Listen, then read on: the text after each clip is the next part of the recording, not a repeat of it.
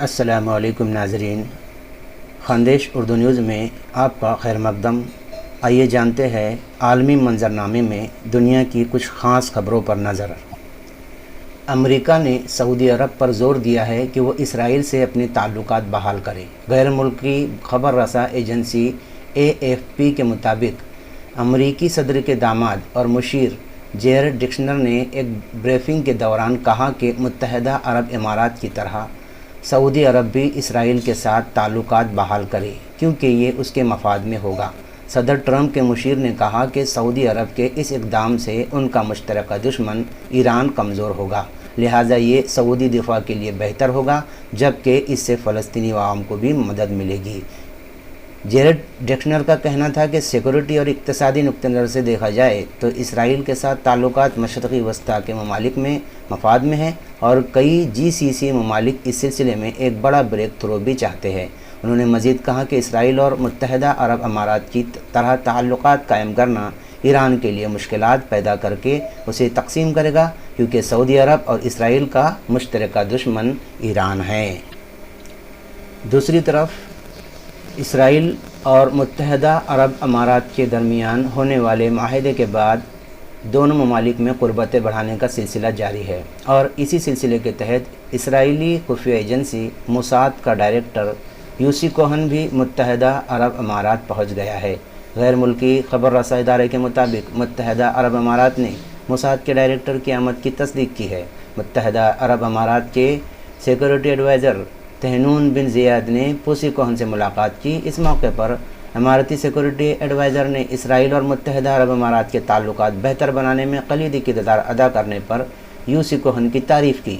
ملاقات میں corona virus سے نمٹنے اور دونوں ممالک کے درمیان مختلف شعبوں میں تعلقات بڑھانے پر بات چیت ہوئی۔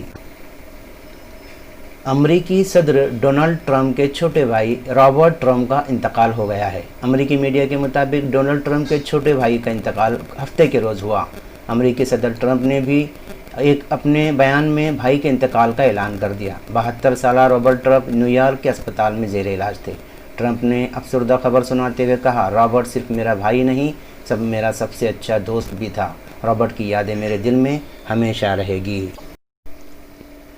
دنیا بھر میں کورونا وائرس سے متاثرہ افراد کی تعداد 2,20,52,763 تک پہنچ چکی ہے، جبکہ اس موذی وائرس سے ہلاکتیں 7,77,470 ہو گئی ہیں۔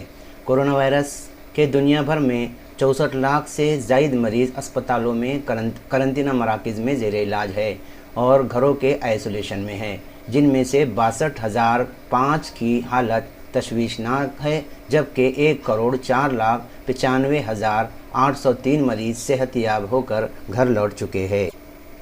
متحدہ عرب امارات کے ساتھ اسرائیل کے معاہدے پر خلیجی اور یورپی ممالک سمیت پاکستان میں UAE کے مخالف احتجاجی مظاہروں کا سلسلہ جاری ہے۔ متحدہ عرب امارات کے خلاف مظاہرے ترکی، پاکستان، فلسطین، بیلاروس، نیویارک، یمن سمیت دیگر ممالک میں ہو رہے ہیں۔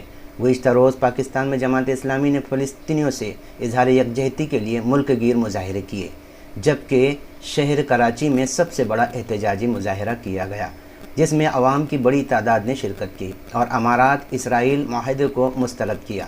احتجاجی شرکاء نے قبلہ اول کی حفاظت کے عزم کا اظہار کرتے ہوئے فلسطینی عوام سے یکجہتی کا اظہار کیا۔ دوسری جانب فلسطینیوں سے اظہار یکجہتی کے حق میں نکالی گئی ریلی پر ترک صدر رجب طیب اردوغان پر فخر کا اظہار کیا گیا۔